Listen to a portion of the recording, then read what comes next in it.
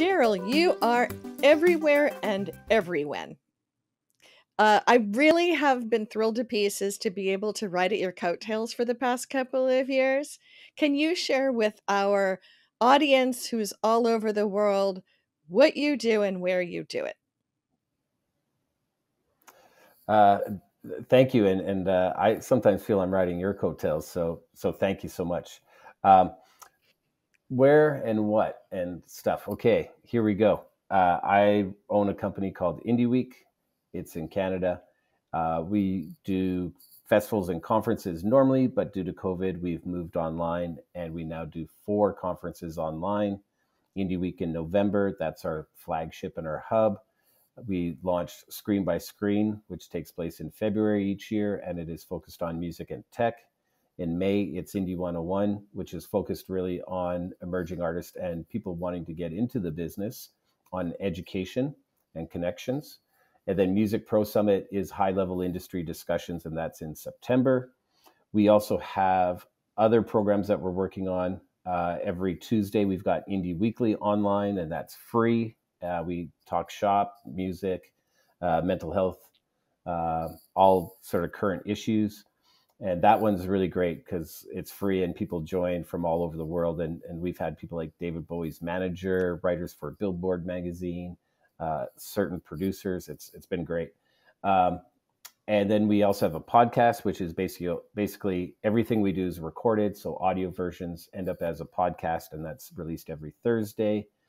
You can go to indieweek.com for basically all the info on all those. And then we're working on new programs.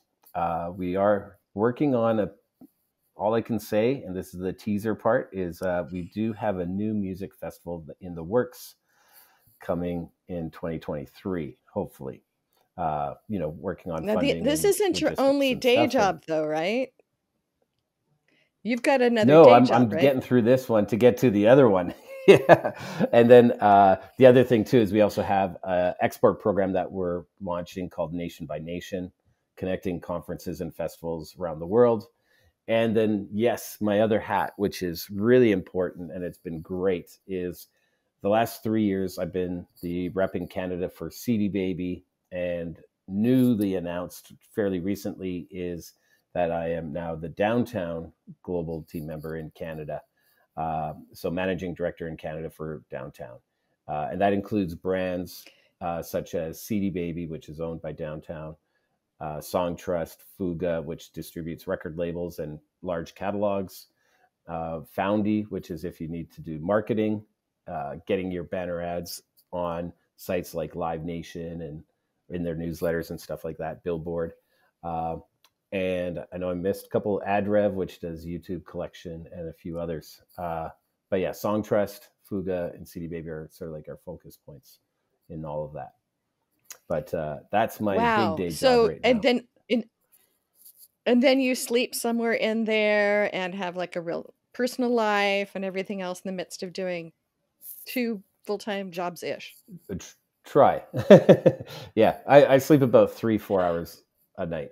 That's about what I get. Wow. And you are in the beautiful city of Toronto or near Toronto? Near Toronto, yeah. And it's really weird Okay. because of COVID, now we're just globally online, internationally all the time. So you are doing such unique things and creating content and relationships and networks, etc. Have you always been a connector? When you were a small person, did you make your friends play together and orchestrate everybody? Were you that person? Or were you into music? What was the gestation of these superpowers that you bring together? So if you're saying when I was a small person as a kid, I was probably the opposite and more Yeah. of like stick to myself and that kind of thing. Music was an outlet. Probably when I was 14 is when I started playing guitar, and I studied music in college. Then went on the road and bands and stuff like that. Um, And when I moved to Toronto, I literally didn't know anybody, not one person. I came here with a band, and then the band broke up and they went back home, and I stayed, and I knew nobody. And so it it was really through meeting people, and often they're connecting me with somebody, and it is kind of like learning that the more people you know, the more reach you have, and things get easier because the people you know.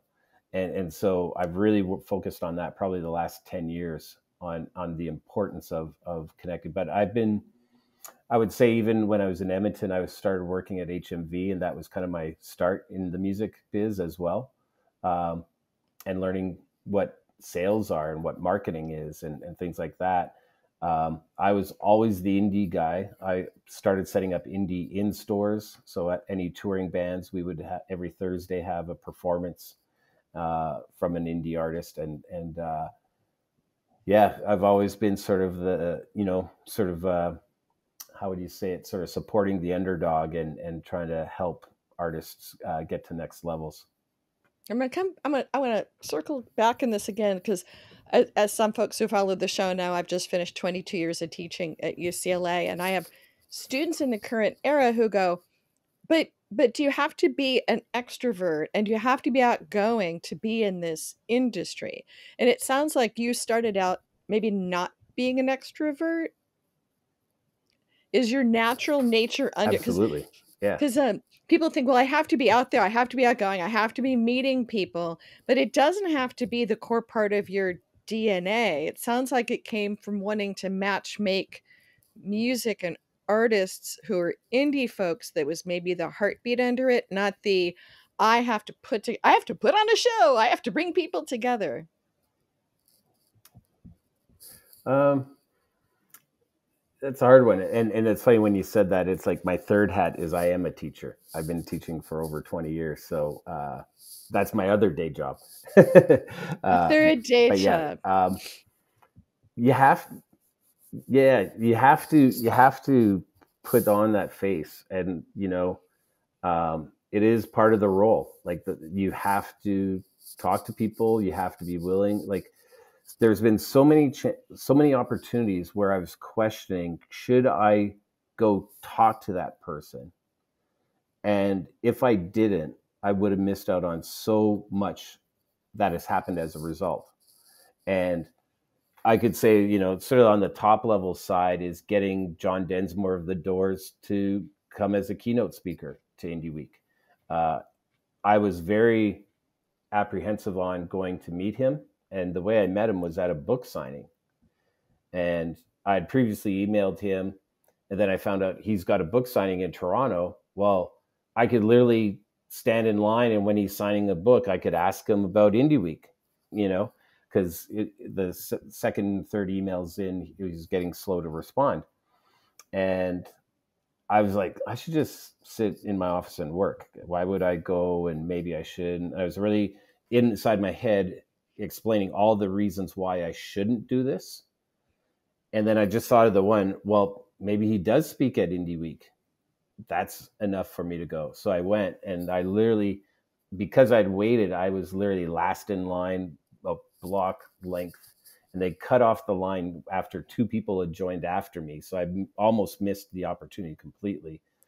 And when I got there, I actually got a picture of me shaking his hand. And at the point, I'm like, hi, I'm the guy that emailed you about Indie Week. And he's like, oh, you didn't wait in line, did you? And I'm like, yeah. And he's like, oh, well, here's my card. Let's go get a coffee, you know?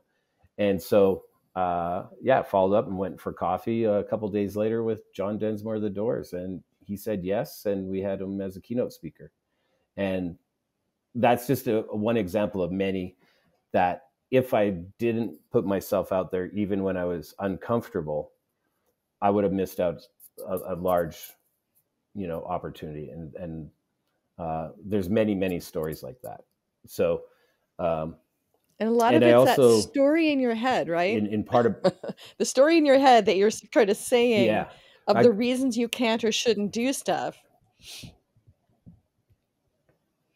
Yeah. Yeah, and I've read books about it, this kind of stuff, like the business books and stuff, and a lot of them call it like it's the radio voice.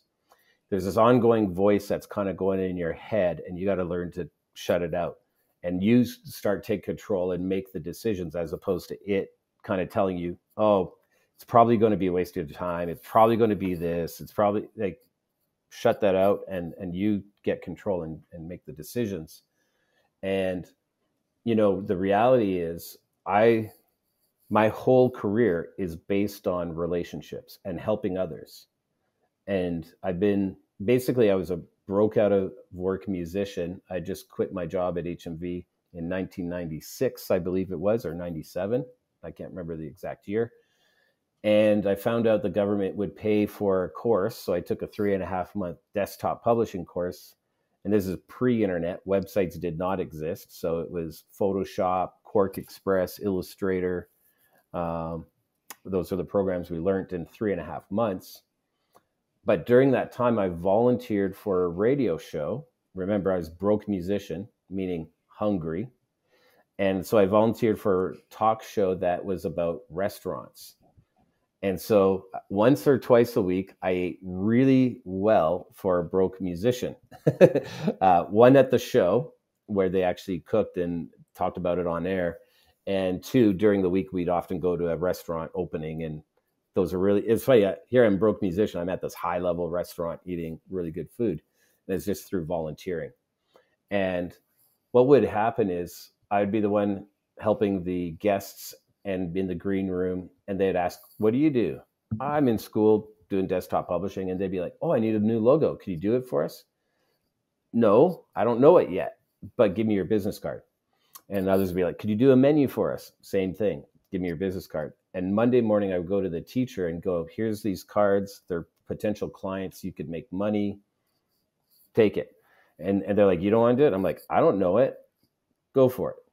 And what happened was, at some point after the course was over, a couple of those students, I mean, teachers, came back to me with a job that they couldn't take on, and they referred that work to me. So I got clients off of them.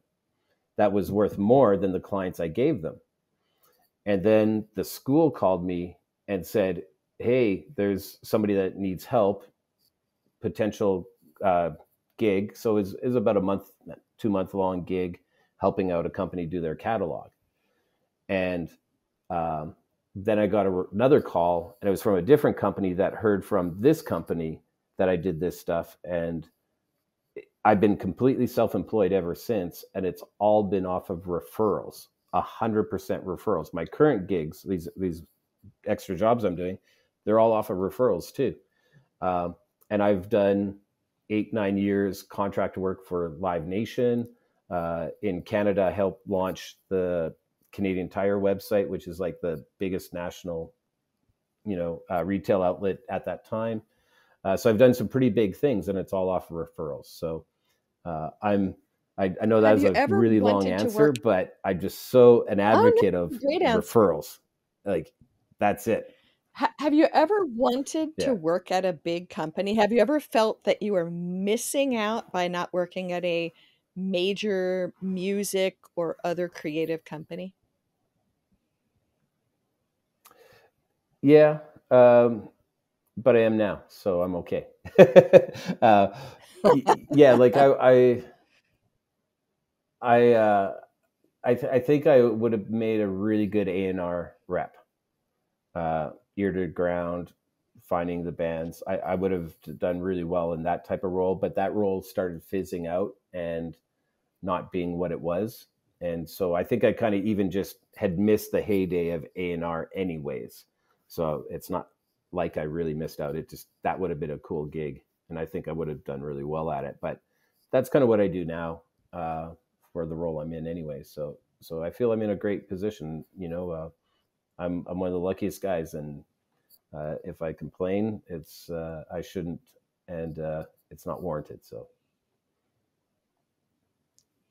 So what was the seedling of the idea to create Indie Week? What was happening in the business and in your head at that time? The biggest part was simply a lot of the showcase festivals were overlooking really good local talent. And it might kind of go back to what we said, relationships and such. A lot of artists are not good at creating relationships, but they're really good at their art.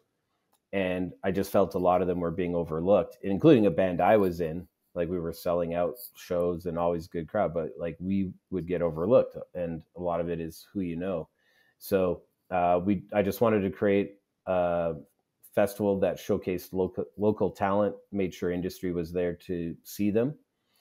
We used to do kind of a competition where we're looking for like the best of the fest, and the really only purpose was we're going to put some industry in the room that they'll start, like, you're being watched by industry for sure, because we also know you could travel to a showcase festival and no industries in the room seeing you. So we want to make sure some industry is there to see you, and we would be able to provide feedback as well.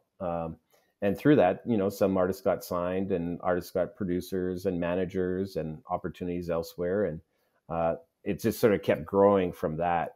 But that was the idea. It's just local talent was getting overlooked, and we want to make sure there's a local festival. Indie Week was really a hobby. It wasn't a business. It was just, let's have bands and bars that are local, that are doing great, that need to be recognized. And it's just grown from there. And this is the early 2000s. Yeah, like 2003, 2004. How Yeah, did you it's fund crazy this to think, hobby? like, How did you fund it? well, one, it didn't need to have too much cash flow to get off the ground. I was booker of a venue, and I knew all the venues. So I was able to easily book, I think it was like 6 venues to start, and there's no fees, like there's no rentals or anything like that. Then I got backline sponsored, and through relationship with a local beer company at the bar that I worked at, was able to get them as the official presenting sponsor, and just did a call out to all the bands. I knew a lot of the bands because I was booking, and it was actually quite easy, to tell you the truth. I was just like, I book shows all the time anyways. I'm just doing 6 venues over 4 nights. It wasn't that bad. And I think it was 40 bands the first year. So how did you know to do a second year? And at what point in time did you go, hey, this works? This is a success. Oh, is it a success? I don't know. Still, no, just kidding. Well, it was funny because there was a venue called the 360, and like that first year we had a really great launch, like great crowds. And this is when also people went out for music for the sake of music and discovery. And Toronto had Queen Street, where all the venues are along one street. You could walk easy to it. So it's very different than it is now. And on the Saturday night, an agent friend, he walked over to me, and remember, I was still in a band too, myself. And he walked over and he said, you know what you got to do now? You got to decide whether you're one of them. And he pointed to the stage, or if you're one of us. And so he's kind of saying, where's your focus, being a musician or doing the business? And, I tried to do the band, I think, for a year after that. And I decided to do the business side of it. And I was really heavy in Live Nation work at that time. And as teaching, Live Nation, booking a venue, in a band, and then got rid of that, and then Indie Week. So see, I had 5 jobs then too. And it just was an exciting thing, like, here's a new project. It's exciting. And for launches, like, okay, that was really good. Could we add more bars next year? And can we have 60 bands? Could we do 80 bands? So it was kind of a challenge, and it was an interest. And it really kind of stayed a hobby for the first 10 years, like, it wasn't meant to be more than what it was. And we started getting international artists. I started managing bands. Actually, the band that was voted best band that year, I managed for 2.5 years. And I had a roster, I think about 6 to 8 artists at one time that I was managing. And I ended up managing a band from Ireland called Vestivaro, which they were amazing. So I ended up spending time in Ireland, and then we did an indie week in Ireland that they helped put together. And it was there, I think, 4 years, 6 years, and then ended up moving it to, like, as things were growing, we thought UK was a bigger market, so moved Indie Week from Ireland to the UK.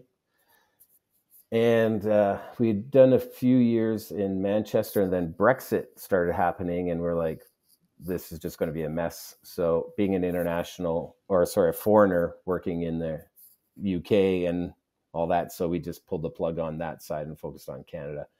And by that point, Canada had grown. I think we were doing 24 venues over the 4 nights and up to 240 artists internationally. So it became a thing for sure, and we needed to focus on it.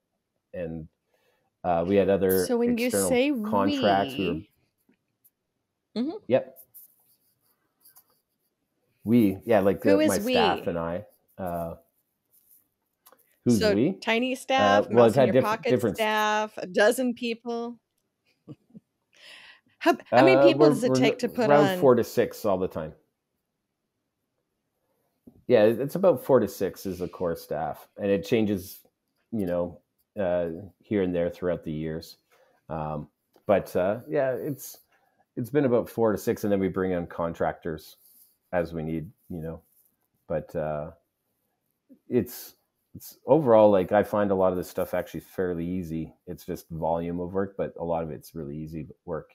And I'm being my digital background, I use a lot of tools to automate and try to work on efficiencies as much as I can, so that we're kind of getting stuff done in 25% of the time that usually others might take 100% of their time. So really trying to be as efficient as possible.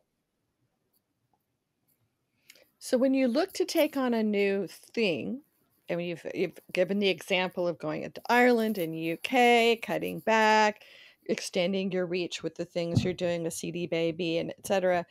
How do you look at risk? How do you take a look at, is this worth stepping out toward? Do you adopt risk easily, or do you really hedge and think, should I be doing this and how do I measure it? Because you're taking an existing area of business and both putting your time into it and, I'm assuming, financial risk. Uh, I've always been a risk taker. I'm always have been, just go for it a lot of the times. And I really, like, you're making me think, because it's like that in music, I've always sort of just said, let's do it, go for it. And um, to kind of, if I could share a story, for instance, when I was in college for 2 years, I remember before college, I was telling my mom, like, I'm out, I'm going on the road. And she was really like, no, you're going to school. And I had to convince her I'm going to music school, because she wanted me to, like, of course, the accountant, doctor, lawyer kind of stuff. And literally the day that course finished, I'm like, great, I'm out, going on the road, see ya, kind of thing. And it literally took me only 2 weeks, of less than 2 weeks even, of that course finishing, to get into a band and on the road. It took me no time at all. That was my main goal from high school, and that was it. Now I'm free, I'm out. But just to give you an example, is that I'd put a posting in a music store, guitarist available. They called, we talked, great. And then they were going to come pick me up. They're already on the road. They were going to come pick me up, and we were going to go to the gig. And I'm waiting, and no one shows up. And so I call, like, this is dating myself, I actually had to look in the phone book and in the city that we were supposed to be playing at, to call the hotel where the bar was in, and be like, hey, could you put one of the band guys on the phone, kind of deal. And it turned out, classic band story, the bus broke down, And if they had come dipped into Edmonton to pick me up, they wouldn't have made it to the gig in time. So they had to drive straight to the gig. And this is before cell phones, so they had no way to call me. Uh, so I called the hotel, which went down into the bar, found somebody that looked like a musician. It was the drummer. And he told me that story. And I said, cool. I hung up, picked my guitars up, small bag, and I went to the Greyhound station, hopped on a Greyhound, and literally went to the city and had not met this band before. And as the cab dropped me off, I saw a couple guys unloading gear out of a school bus. And I just said, hey, I'm your new guitarist. So I hadn't even met them. And I ended up being on the road for, I think, 6-8 months with them. And that's where I first cut my teeth on the road. But that's even the case, like then fast forwarding at the band I was in, and the singer said, hey, I'm moving to Toronto. I'm like, cool, I'll go. And just like, she's like, are you sure? Yeah, no problem. Like no thought, no hesitation. And I really felt anytime I've done that kind of leap, it's always been for the better, almost always. So I've got a attitude of just go for it. And I feel there's going to be mistakes. And I know that, like with Indie Week, we've made so many mistakes and all that kind of stuff.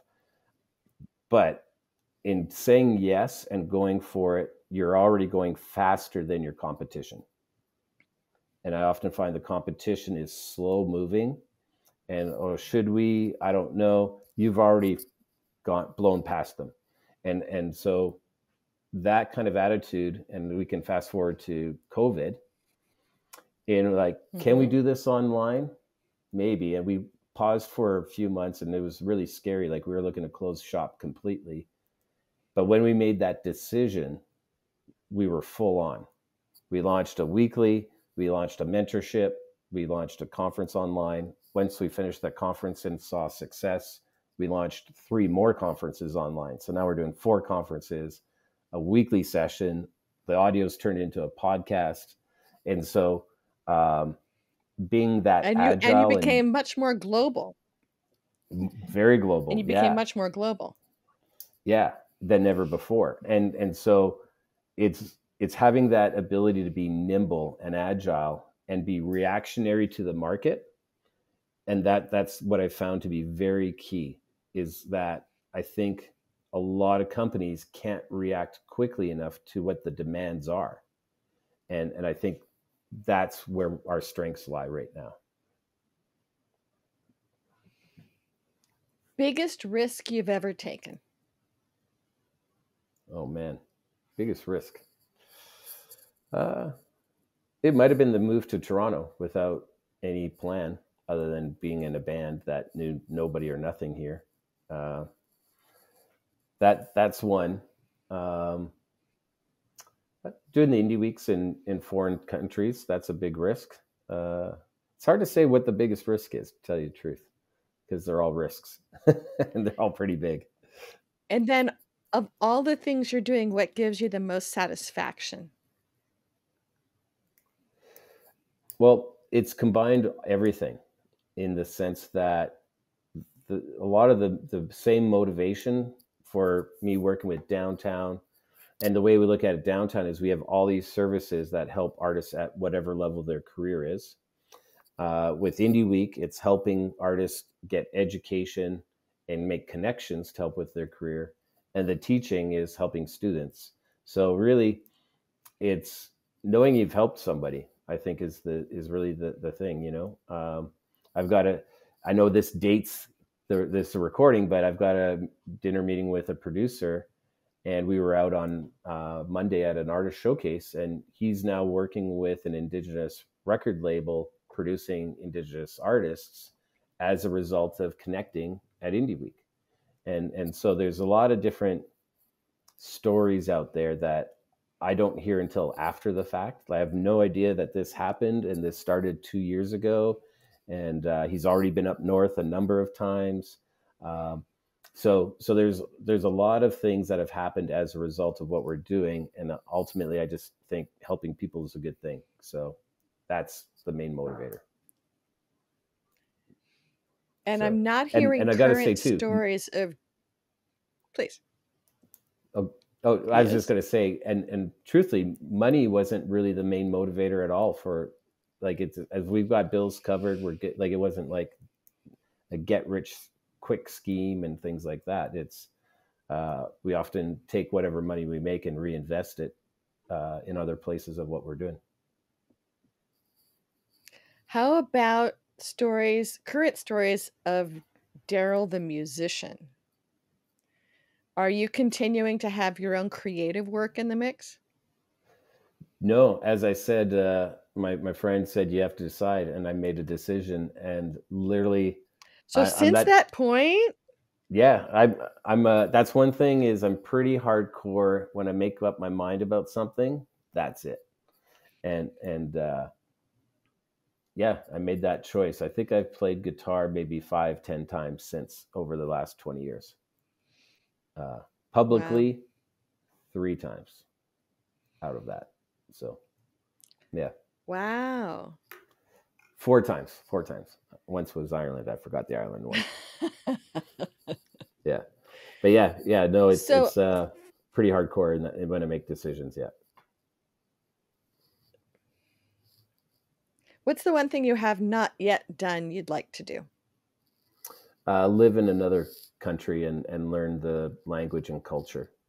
Um, I'm very fortunate in my job, and this is a big motivator of the work. Has been, I get to travel all over the world to these conferences, and I get that little snapshot of the culture, the food, the music, the people, and have I've been very rich in meeting great people and have friends in many different territories of the world. But it would be a great experience to actually live for a lengthy period of time in one of these areas where I'll learn the language and culture. Um, but yeah, I've been very, you know, through the hard times, like with Indie Week, we've dealt with, like, I kind of was joking during COVID. In Ireland, I had to deal with a volcano in Iceland that stranded us there for a week. That's not easy on the budget. Um, Also in Ireland, we've had a bomb scare in Belfast. We had the Queen show up in Dublin, and that closed the roads, and nobody could get to the venues. We had a flood in Dublin, which Dublin, if you've ever been, it's split with the Liffey. And so when the Liffey floods, no one can get from either side to the other. So volunteers can get to the side, artists can get to the side. I couldn't get to the other. We've dealt with a lot of things, and that's been really good experience. And then when COVID hit, I think that also sort of helped us keep our heads about ourselves, not panic, and start clearing the way as to what direction we need to go in. Um, but a lot of the motivation has been throughout the years is the people we meet. It's been an experience that you can't get in any other job, truthfully. Um, you know, it's it's been so amazing. The food, the music, the cultures. That's been sort of like the motivator a lot of the times, I guess, because it's to me, that's, you feel very and rich it's in experience with that. from you putting puzzle pieces and people together. So it's not given to you, it's you've assembled all of these Legos into what is your diverse businesses based on your superpowers. Well, it's results, and you don't know where it's going to come. Like, for instance, right now I've got an invite to Bulgaria in a month and a half to be at a conference there, and it's their first edition of the conference. I just got off a call about a new conference that's growing that works with the Asian market. Um, and to me, again, money isn't necessarily the motivator. Like, we only have one life, and I'm going to try to pack mine as full as I can while I'm here. So, and I've got partnerships in Brazil, Peru. Uh, Before COVID, I was going to Brazil 3, 4 times a year, and I can hardly wait to get back there in August. So, yeah, it's pretty cool. Well, we've covered the calendar, we've covered the world here. Anything you'd like to mention as we wrap up, in addition to your great conferences coming up, but anything else that we haven't talked about you'd want to mention? I think if there's any kind of advice, um, yeah, connecting others. It's almost like when you help someone else, and this goes back to that story of when I was a student and helping, like going to teachers. Here's clients, and they would go, "Don't you want to cut?" Nah, just take it. Especially like at that level, it wasn't huge money. But there was four teachers, and then there's a teaching assistant. I would also give to him. So that's five people that if they got an opportunity that they can't cover, I want to be the first on their dial list as to who they're going to call. So now I've got five sales agents out there, and you know, it turned into the teaching assistant. He called me and he said, "I'm quitting at 9:30 on Monday. You should be outside the office at 9:31 because I'll walk out. You could walk in and basically take my job," which I did, and that led to teaching, and I'm still teaching. Uh, that was my introduction to that, and that was a really good wage at that time. I ended up for a while taking over the entire curriculum, and I was teaching 3 hours in the morning, 3 hours in the afternoon, 3 hours at night, 9 hours a day, making really good money. Um, and that was off of just giving a business card, and that changed my life. And through that, more connections came. Um, and I always share this one story. It's really funny. Is that I share this, like I am the worst interviewer for a job, like the worst. I don't have a resume. I don't have a portfolio. I don't keep track of nothing of that. I don't have time. I'm so busy with everything. And I got a call on a Monday afternoon where it was like, "I hear you do web and Photoshop." "Yeah." "Do you have a resume?" "No." "Do you have a portfolio?" "No, I'm too busy. And do you have a website?" "No, I'd have to update it, and it was all old stuff, so I took it down." Really terrible interview. And he's like, "But you can do this." "Yeah." And then he said, "Well, what's your availability like? Because it's due tomorrow." I was like, "Sure, no problem. I'll do it." So he goes, and this is early days. There's no real Google Drive or Docs or things like that. So he's like, "I'll get off the phone and I'll start sending you files. And then once I've done sending them, I'll call you again." And I'm sitting here downloading the files, and there's like photos of David Bowie, J-Lo, Rolling Stones, and the like. And I'm like, "I think this is Live Nation." And he calls me, sure enough, he goes, you probably guessed this is Live Nation stuff." And I'm like, "Yeah." And he's like, "Okay, so it's due tomorrow." And it was so you remember fan clubs.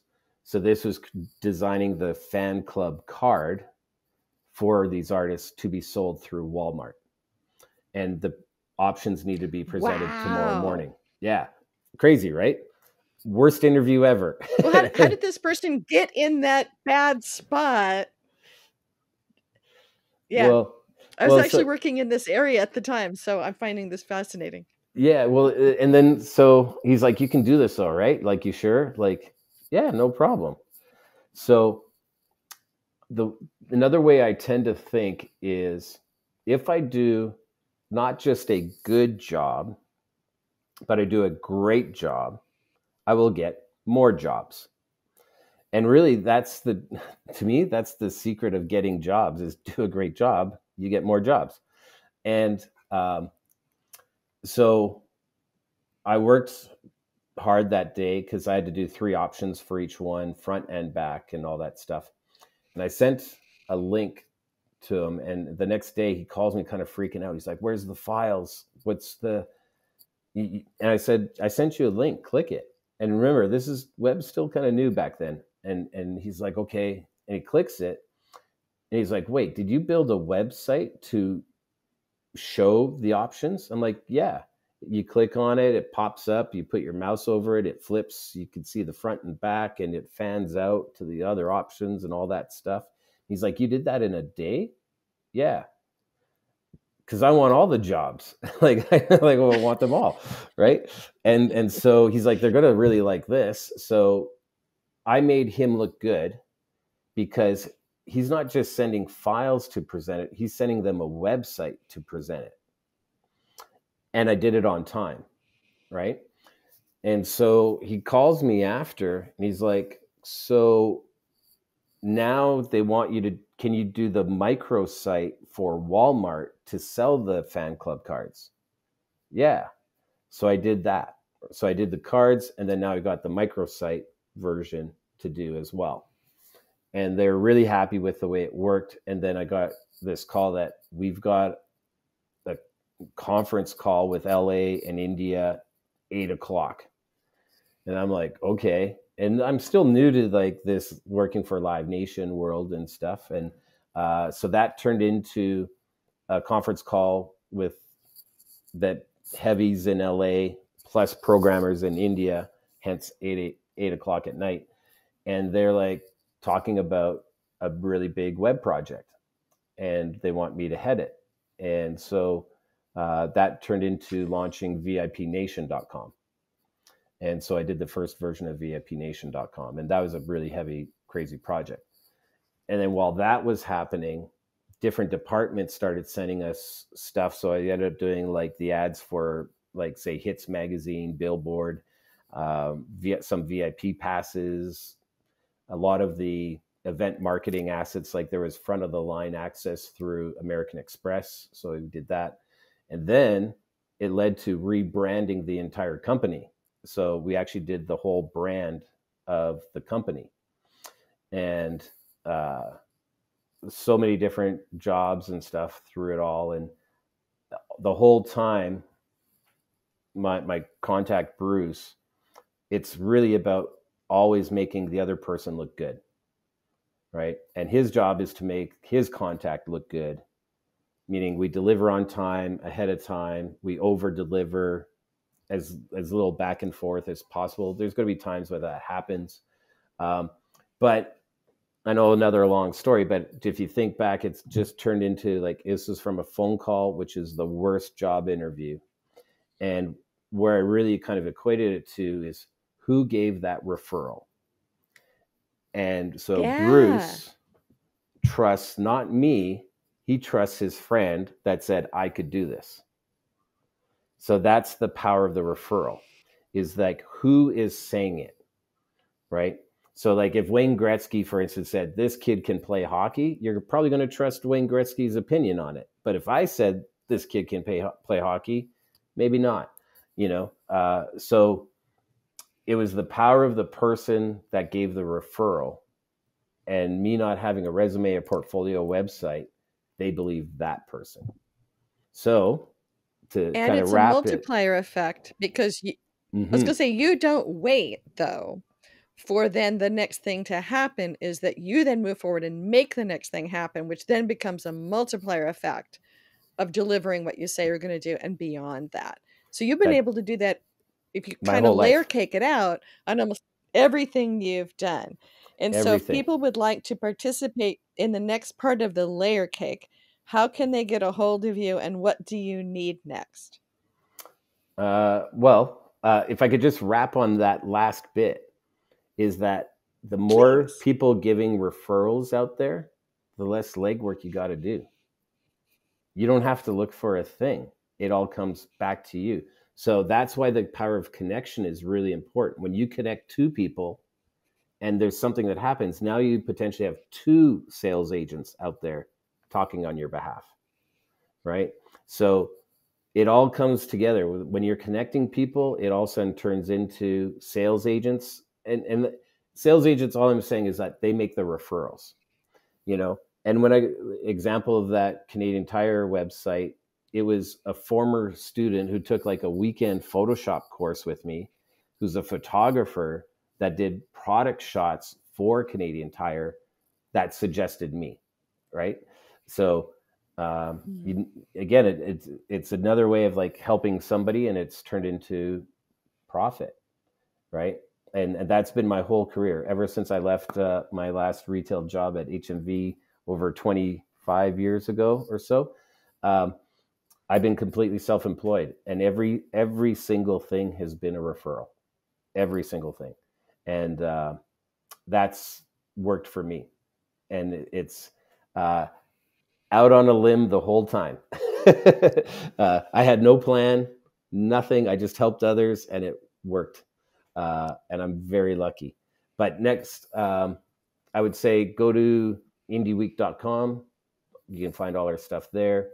Uh, and I'm on socials, Darryl Hurs. You can find me anywhere and ask me anything anytime.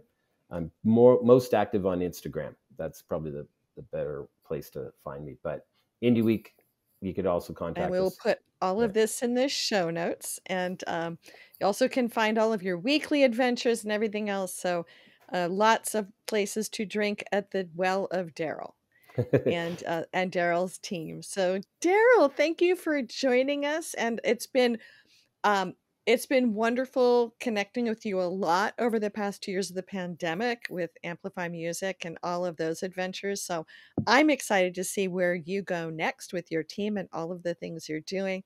Thank you for being on the show. Thank you. And likewise, I'm always excited to know what you're doing. And if we can, I'm always like, if we can help in any way, just let us know.